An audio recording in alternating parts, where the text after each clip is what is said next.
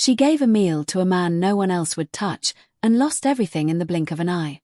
Fired on the spot, humiliated in front of customers, and cast out like trash. But what if the man she helped wasn't just another down-on-his-luck stranger?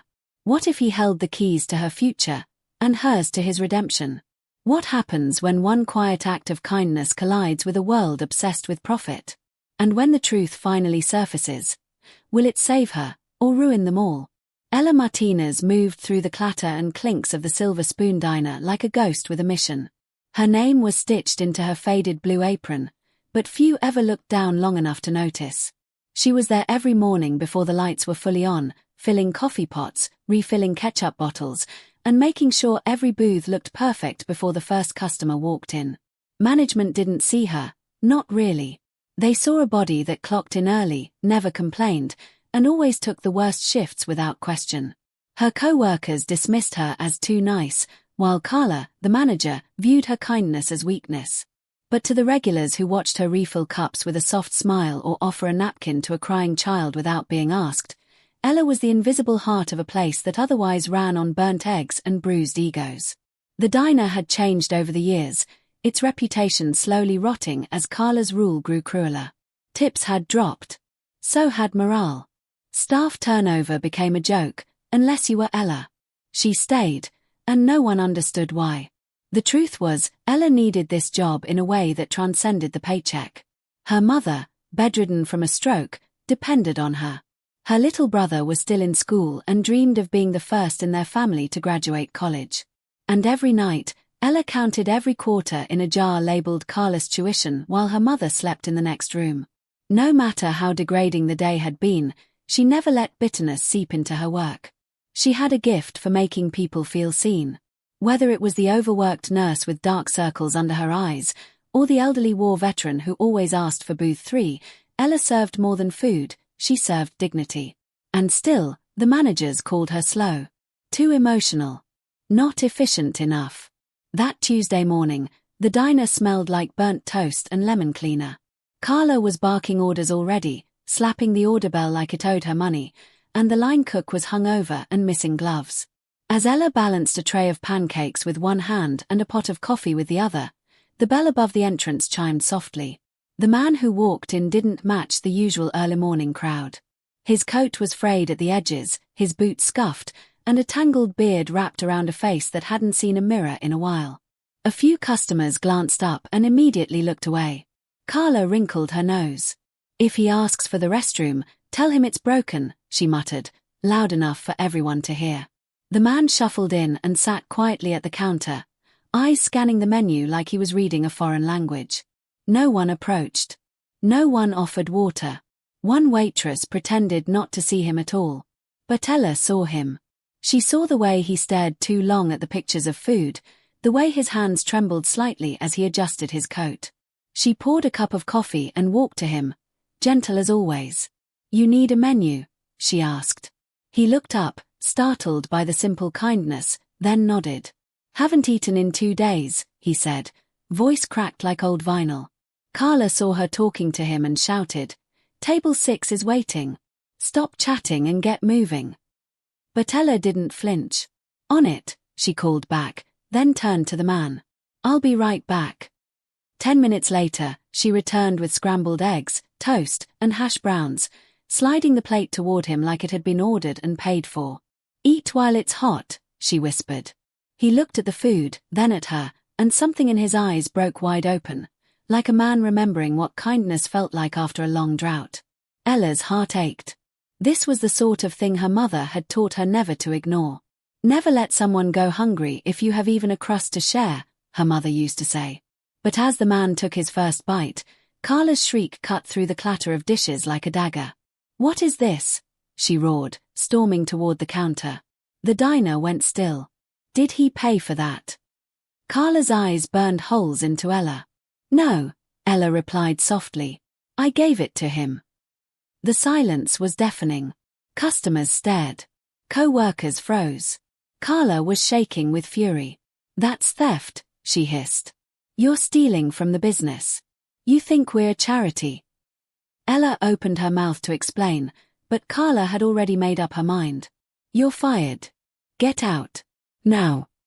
The man slowly set down his fork, his expression unreadable. Ella stood frozen, cheeks flushing with humiliation. But, she began. Out. Carla screamed. Or I call the cops. Ella didn't argue. She untied her apron, folded it with trembling hands, and placed it on the counter. As she turned to leave, she caught one last glance at the man. He wasn't eating anymore. He was watching her. Studying. Memorizing. She had no idea who he was or what storm her kindness had just stirred, but the storm was coming. And it wasn't for her. The door slammed behind Ella with a sharp clatter that seemed to echo louder than it should have, as if the world wanted to punctuate the moment she lost the only thing holding her life together. Her shoes crunched against the thin sheet of salt dust on the sidewalk from last week's snowfall, and the cold seeped through the threadbare jacket she couldn't afford to replace. She didn't cry, not yet. Crying took energy she didn't have. The lump in her throat sat heavy, immovable, but her legs moved mechanically toward the bus stop 3 blocks down. She didn't know what she would tell her mother or her brother. Her mother's meds were due by the end of the week. Rent was already overdue. But all she could think about was the way Carla had looked at her, like she was trash. Disposable. For giving someone food. By the time the bus wheezed up, Ella had pulled her hood low over her face. No one saw the tears finally slipping down her cheeks as she sat at the back, body pressed against the window like she was trying to disappear. She replayed it in her mind over and over. The man's face. The food. Carla's scream. The other employees, silent and unmoving, afraid to say a word. Not even Matteo, who'd once called her the soul of the spoon, had spoken up. She remembered the man's eyes the most, how they seemed to soften when she gave him that plate, and how, even as she was fired, he didn't intervene.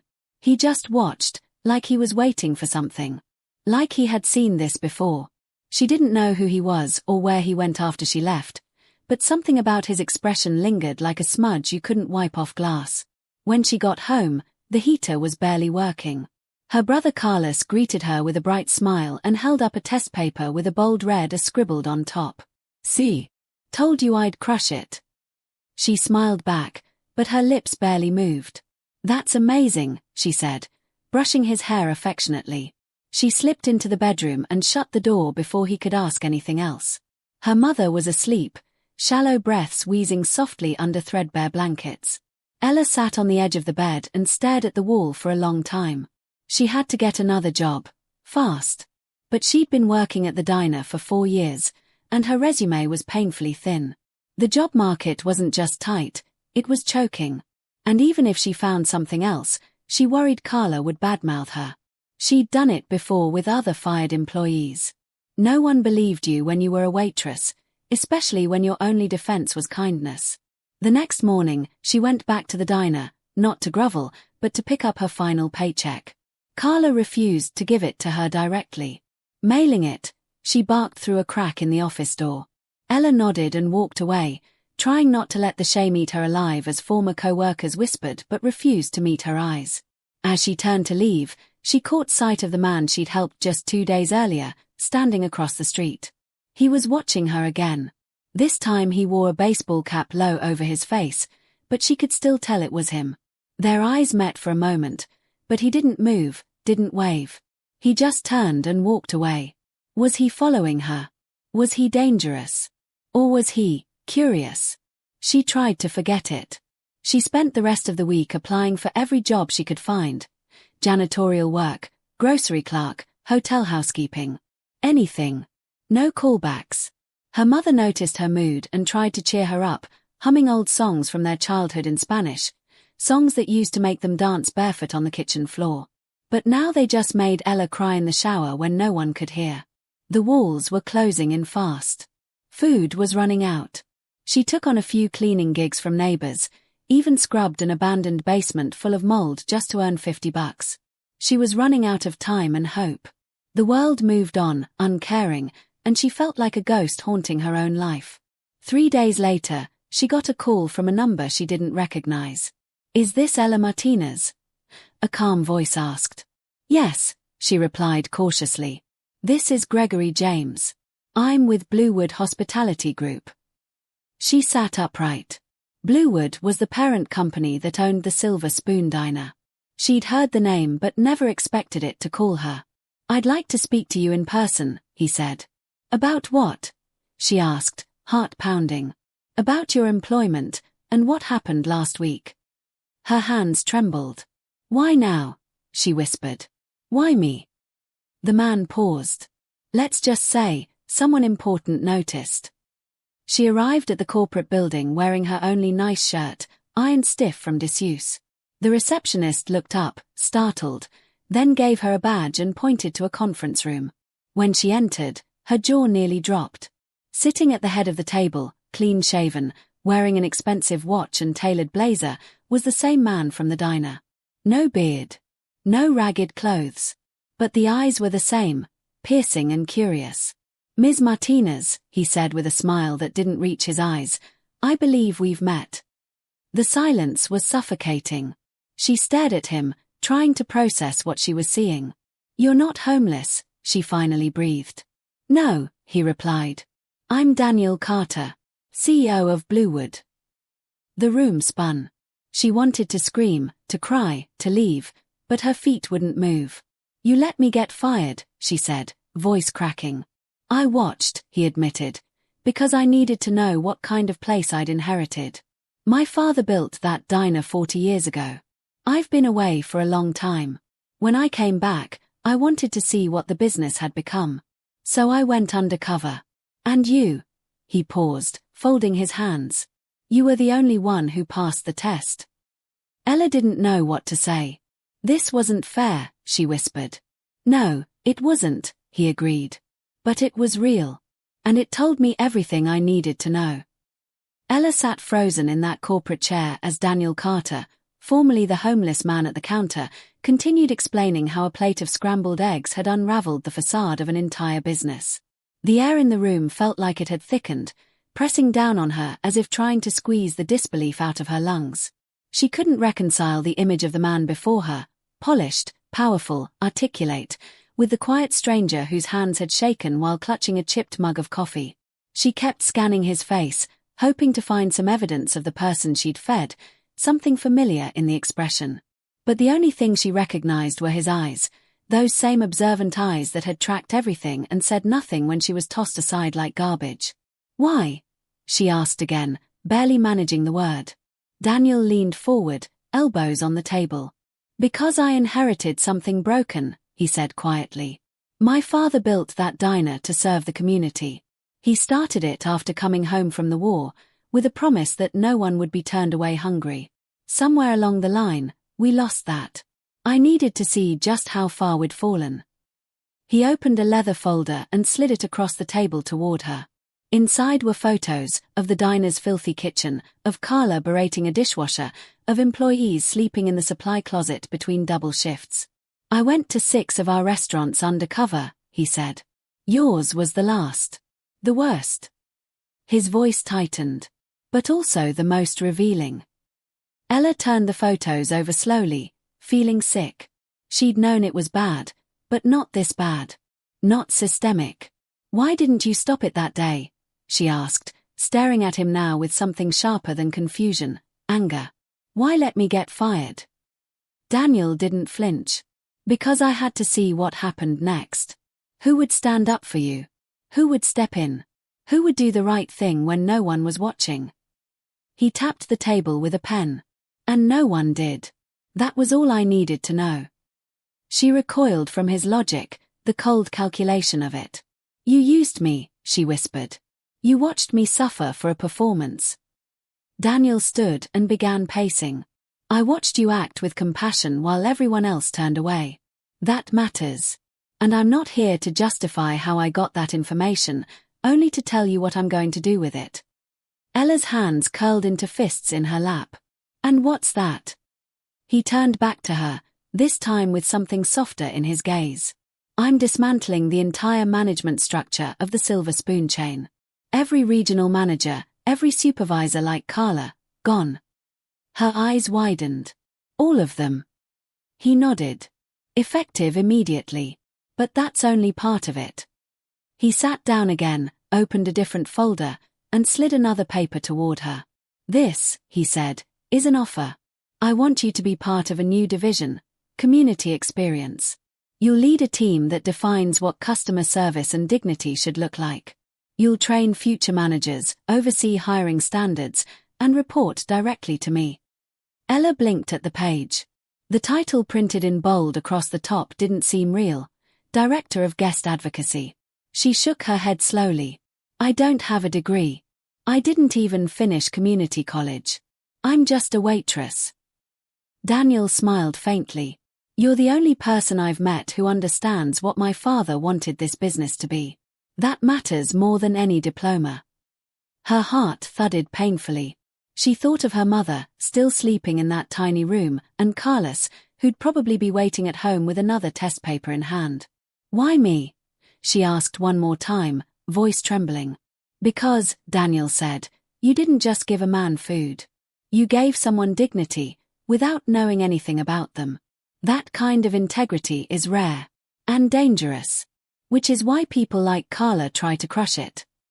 His words hit harder than she expected. A tear slipped down her cheek before she could stop it. "You're not doing this because you feel guilty?" she asked. "No," he said. "I'm doing this because if we don't rebuild this company around people like you, we won't survive." Ella looked down at the contract. It was more money than she had ever seen. Benefits, travel allowance, leadership development. It was a career, not a job. But fear clawed at her. Was this real? Could she even do this? Her fingers hovered over the paper, but her mind spiraled. "I don't know if I can," she admitted. "You don't have to know," Daniel said. "You just have to be willing to try. The rest we'll figure out together." She swallowed hard. For so long, she had been defined by what she lacked: money, education, power. But in this moment, Daniel wasn't asking her to be perfect. He was asking her to believe that the values she lived by in the shadows of a crumbling diner were enough to reshape something much bigger. Still, the weight of everything bore down on her. She thought of Carla and how fast the tables had turned. She thought of how none of her co-workers had defended her.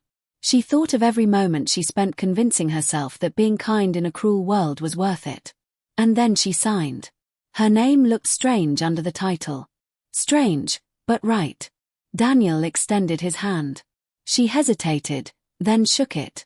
"Welcome to Bluewood," he said. "Now let's fix what's broken." Word spread like wildfire, faster than anyone could have predicted. It started with whispers, employees from other locations texting their co-workers, trying to confirm what they'd just seen in their inboxes. By noon, Carla had been escorted out of the Silver Spoon by 2 corporate representatives with clipboards and stone faces. She screamed and threatened lawsuits, but the staff watched in stunned silence as the tyrant who'd ruled with venom was reduced to an afterthought. Ella didn't witness it. She was already miles away, in a high-rise office building being fitted for a new role she still wasn't sure she deserved. But her absence only made the story more compelling. The girl who'd been fired for feeding a homeless man had now become the face of a revolution within one of the largest diner chains in the state. It didn't take long before bloggers picked up the scent. A leaked memo, supposedly from Daniel Carter himself, confirmed the undercover operation. Local news ran with it. Headlines screamed of corporate betrayal, secret CEO investigations, and a waitress with a heart that changed everything. Back at the diner, chaos reigned. Employees walked on eggshells, not knowing who would be next. Customers began boycotting the location once they heard how Ella had been treated. Yelp reviews turned savage. Photos of Ella smiling in her apron circulated online next to screenshots of the Silver Spoon's now suspended website. Carla's name trended locally, but not in the way she'd ever dreamed. Videos emerged from employees who had been too scared to speak before, confessions about mistreatment, unpaid overtime, threats, and degrading comments. One dishwasher uploaded a video describing how Carla once locked him in the freezer for being too slow, and it went viral within hours. The dominoes began to fall, and with them, the myth of managerial authority that had shielded years of cruelty. But for Ella, the fallout felt oddly distant. She was thrust into a whirlwind of meetings, press briefings, and orientation sessions that made her feel like an actor in someone else's life. She met with Daniel regularly, who walked her through each department, introduced her to executives, and encouraged her to speak freely, to ask questions, to challenge assumptions. At first, she struggled to find her footing. She still wore the same old shoes, still packed a homemade sandwich for lunch, still looked down when someone in a suit addressed her. But then came the first field visit. Bluewood flew her out to a Silver Spoon in Denver to observe and report. She walked into the location unannounced and immediately saw the signs: rude staff, a disabled woman being ignored, food served cold. And something clicked inside her.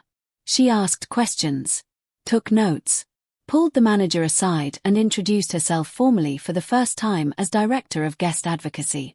The man paled. And when she returned to headquarters, she submitted a report so damning it triggered a corporate audit. From there, she began developing guidelines, actual standards that prioritized empathy, service, and accountability. She held workshops, trained new hires, and made it clear that respect was not optional. And the most stunning part? People listened. They didn't just nod, they thanked her. Because the ones who had been suffering under the same toxic system recognized her as one of their own. She wasn't some outsider sent to clean house. She was proof that justice, when it arrived, could come with a kind face and a soft voice. Still, the changes triggered resistance in some corners. Certain managers tried to push back, arguing that kindness didn't pay the bills, that customers needed speed, not sentiment. But Daniel backed her at every turn, and when one of those managers leaked a sarcastic memo mocking the Ella policy, he was terminated within the hour. Not everyone was happy, though. Carla launched a smear campaign, claiming Daniel had orchestrated the whole event as a PR stunt and that Ella was just a puppet. She appeared on a local talk show with crocodile tears, painting herself as a victim of a corporate conspiracy. But the public wasn't buying it. Too many receipts had already been exposed. Too many voices had been amplified. What Carla failed to understand was that this story had transcended her. It had become a symbol, a cautionary tale, a new parable about what happens when cruelty is mistaken for leadership. And Ella, despite her discomfort with the spotlight, had become its reluctant heroine. At home, things changed too. Carlos beamed when he saw her name in the paper and started studying hospitality management in his spare time. Her mother, growing stronger by the day, took to calling her La Jeffa with a smirk, a nod to the quiet warrior she had always known her daughter to be. But Ella didn't let the attention swell her head. She knew how fragile it all was. She knew the cost. And she hadn't forgotten the weight of that morning when she left the diner with nothing but dignity in her hands. So when the board offered her a chance to speak at the annual shareholders meeting, she didn't hesitate. Standing before a sea of investors and executives, she told the story not of how she rose, but how they fell. And how it had taken one moment of decency, one plate of eggs, to break open the rot that had taken root in their empire. The room was silent when she finished. Then came applause. But Ella didn't smile. She didn't need validation. She just needed to know that what happened to her wouldn't happen to someone else. And as she walked off stage, a quiet certainty settled in her chest. This wasn't the end of the reckoning. It was only the beginning. It had been 2 months since Ella last stepped foot inside the Silver Spoon diner, and yet when she returned, this time not as a waitress, but as a representative of the corporate team, her breath still caught in her throat. The same cracked sidewalk greeted her, the same worn red booth chairs sat in the front window, and the same door chimed when she walked through. But everything else was different. The place had been sanitized in more ways than one. Gone were Carla's cruel eyes and the staff who enabled her reign of fear. Instead, new faces turned toward her, curious and uncertain, as if sensing she didn't quite belong in a suit yet still recognizing the quiet familiarity in her gaze. Daniel had suggested the visit weeks ago, but it was Ella who had chosen the date. She needed to be ready. She needed to feel like she belonged in this new role before confronting the ghosts of her past. The air inside carried a strange tension, a mix of apprehension and hope, like the diner was trying to forget what it had been.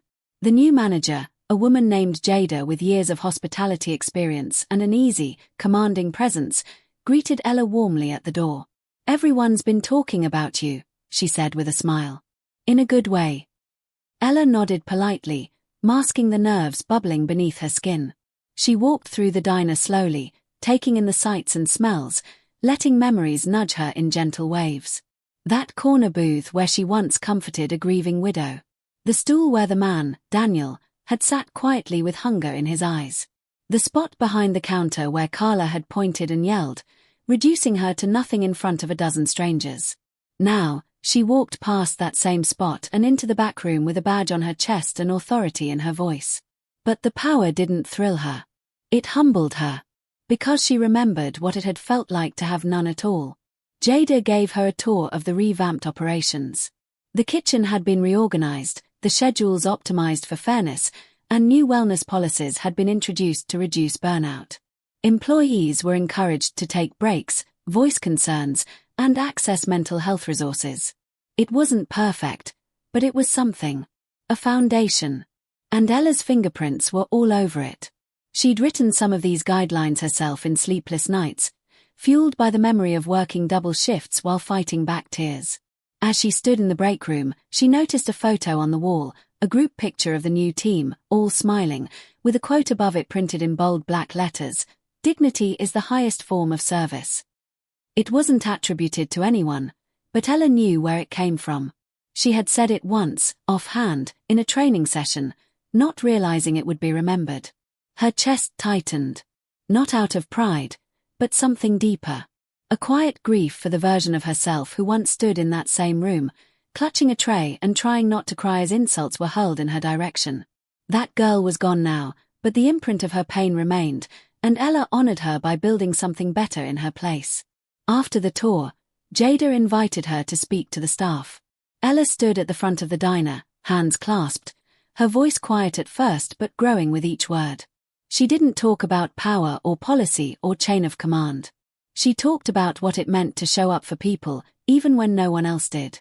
She talked about how kindness wasn't weakness, and how dignity couldn't be measured in dollars or speed. She told them about her last day there, but not to seek sympathy. To show them what had changed, and what couldn't be allowed to return. When she finished, the silence was profound. Then came the applause. Real, human, unforced. Some even stood. One young waitress wiped her eyes and whispered, "Thank you," as Ella passed her on the way out. But as she stepped outside, a black SUV pulled up to the curb. Daniel got out, his expression unreadable. "You did it," he said simply. Ella shook her head. "We did it."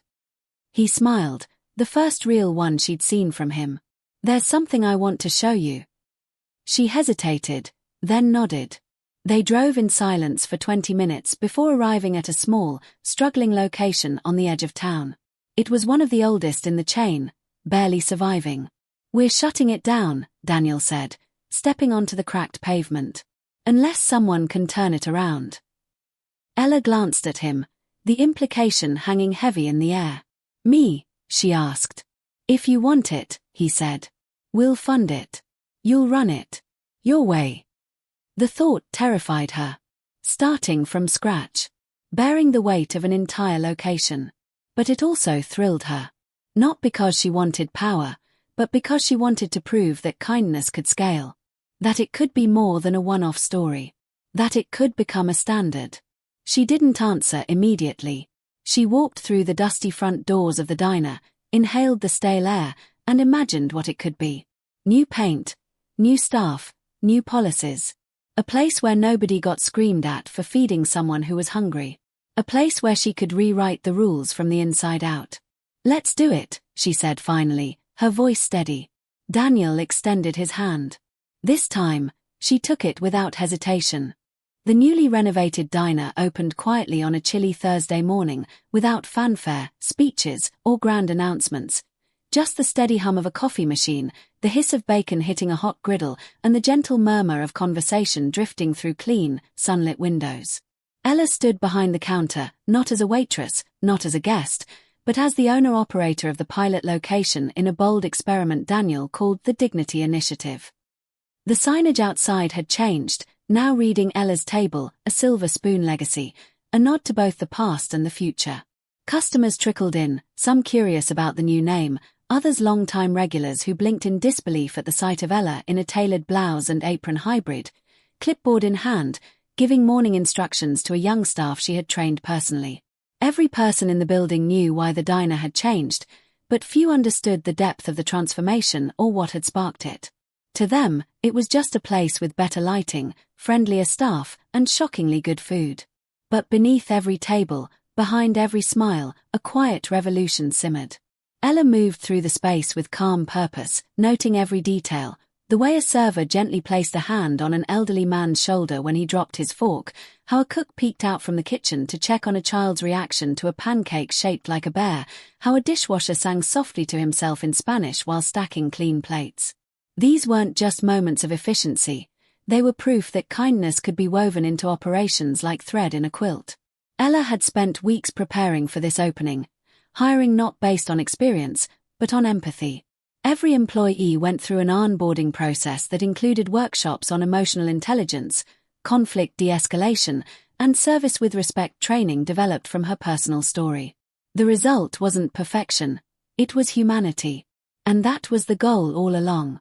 Outside, a camera crew waited discreetly across the street, sent by a journalist working on a piece titled The Waitress Who Changed Corporate America. Daniel hadn't wanted to tell Ella about the media attention, but it was impossible to keep something like this under wraps for long. The footage from her final day at the original diner had somehow surfaced, captured by a customer on their phone, showing the moment she was fired for feeding a man. The clip had gone viral after being leaked anonymously, though Daniel later admitted he was the one who released it. The internet had responded with the fire of outrage and inspiration. Strangers sent letters. Restaurants across the country pledged to pull an Ella and offer free meals weekly to those in need. Ella's inbox overflowed with stories from people who had once been turned away, insulted, or dismissed when all they needed was a meal and a moment of dignity.